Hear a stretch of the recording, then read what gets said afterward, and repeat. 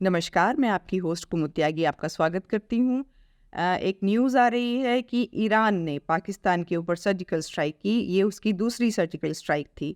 हालांकि ये एक्सपेक्टेड था, क्योंकि ईरान और पाकिस्तान के बॉर्डर पर एक जर्नल की एक हत्या कर दी गई थी। और दूसरी इसका रीज़न ये रहा कि एक इसमें आतंकवादी का नाम आ रहा है, इस्माइल बख्श। तो उसकी वजह से ये स्ट्राइक की गई, ऐसा कहा जा रहा है। लेकिन इन सब चीज़ों के चलते हम देखते हैं कि आसिम मुनीर यानी कि पाकिस्तान आर्मी, इसकी फेलियर की लिस्ट बढ़ती चली जा रही है। एक तरफ आप देखें कि ईरान ने पहली सर्जिकल स्ट्राइक की, लेकिन पाकिस्तान एक फॉर्मल रिप्लाई के अलावा कुछ नहीं कर पाया। दूसरी बात, इमरान खान इमरान खान ने पाकिस्तानी फ़ौज के नाक में दम किया हुआ है, और पीटीआई को ये लोग किसी भी तरीके से सब कुछ करने के बाद भी रोक नहीं पाए कि वो जनरल इलेक्शन में ना जीत पाए। वो अच्छे नंबरों से जीते और लगभग 100 के करीब सीटें उन्होंने इस इलेक्शन में ले ली।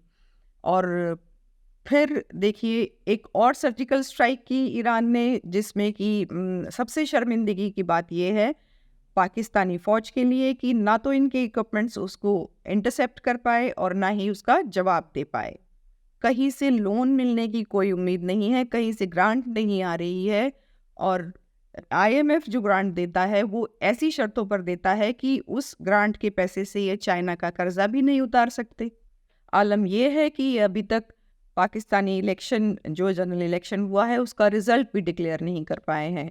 हालांकि फ़ौज की थोड़ी स्ट्रिक्टनेस से तो ऐसा हुआ है कि एक कदम लगता है कि आगे बढ़ा है, और मरीम नवाज़ को इन्होंने चीफ मिनिस्टर बना दिया है। लेकिन एक बीमारी साथ में दे दी है, क्योंकि काफ़ी सारे जो इनके मेंबर्स हैं, इसमें पीटीआई के मेंबर्स भी शामिल हैं जिन्होंने आज शपथ ली है।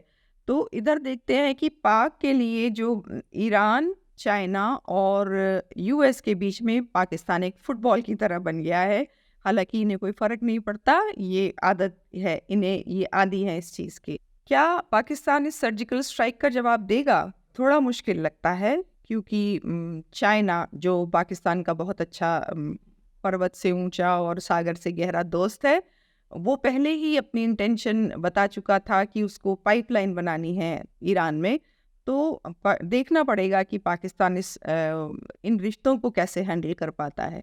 आईएमएफ यानी कि यूएस तो चाहता है कि पाकिस्तान के अंदर से चाइना को खदेड़ कर बाहर कर दे, क्योंकि उनके अपने इंटरेस्ट है। वो चाहते हैं कि बलूचिस्तान में वो अपने बेस बनाएं। जहाँ तक मुझे लगता है कि ऑलरेडी उनके बेसिस वहाँ होने चाहिए। और दूसरी बात, अमेरिका ये भी चाहता है कि पाकिस्तान को वो उसी तरीके से यूज़ करता रहे भारत और ईरान को चेक रखने के लिए, जैसे वो करता रहा है।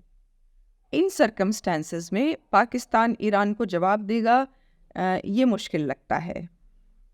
लेकिन अगर पाकिस्तान जवाब नहीं देता है, तो इसका दूसरा पहलू ये होगा कि कोई भी कहीं से भी, पाकिस्तान के किसी भी बॉर्डर से कोई भी पावर आकर पाकिस्तान के अंदर इंटरवेंशन कर सकती है, और किसी भी बॉर्डर से अंदर आ सकती है। से आप मेरा मतलब समझ सकते हैं कि मैं किस बॉर्डर की बात कर रही हूँ, मुझे किस बॉर्डर में इंटरेस्ट हो सकता है। अगर पाकिस्तान के इंटरनल हालात की बात की जाए, तो पाकिस्तान के पूर्व प्रधानमंत्री इमरान खान ने चिट्ठी लिखी है आईएमएफ को कि किसी भी तरीके से पाकिस्तान के को कोई मदद न की जाए, पैसा न दिया जाए।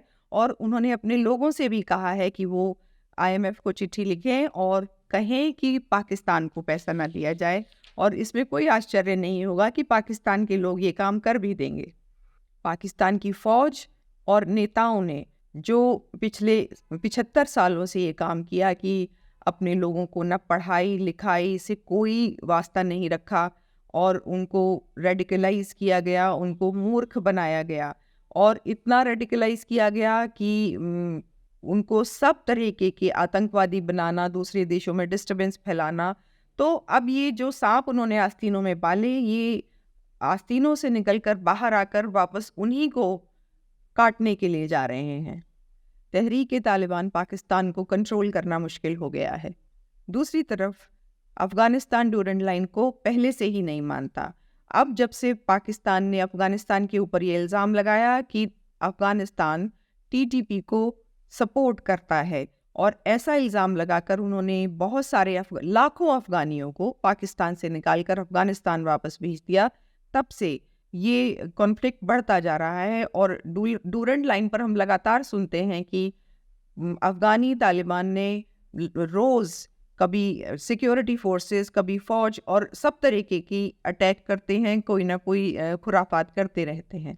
इस मैटर को सँभालने में भी पाकिस्तानी आर्मी असफल रही है और इनके हालात ये हो गए हैं कि केपीके आप देखिए, इनके हाथ से लगभग निकल चुका है और बलूचिस्तान, वहाँ पर हालात बदतर हो रहे हैं और पीओके में रोज़ प्रोटेस्ट आप देखते हैं, आप लगातार किसी न किसी मीडिया के माध्यम से आप ये चीज़ें सुनते हैं कि वहाँ प्रोटेस्ट हो रहे हैं।